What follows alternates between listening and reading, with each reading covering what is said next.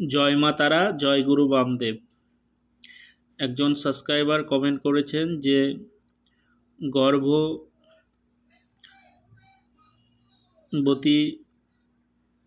মায়েদের গর্ভ যেন নষ্ট না হয় এবং সুস্থ স্বাভাবিক সন্তান যেন হয়, তার জন্য যন্ত্র বা কবচ দেওয়ার জন্য।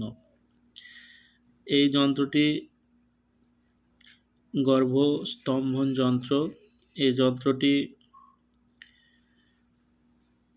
গর্ভবতী মায়েদের অত্যন্ত কার্যকরী একটি যন্ত্র।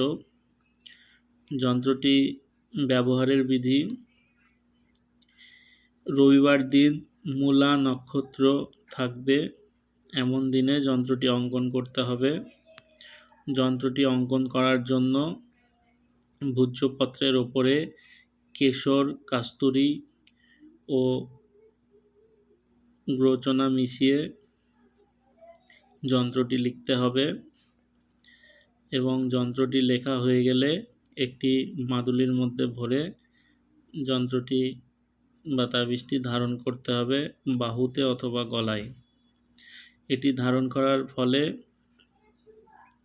গর্ভধারিণীর সুষ্ঠু স্বাভাবিক শিশু জন্ম দেবে এবং তার গর্ভ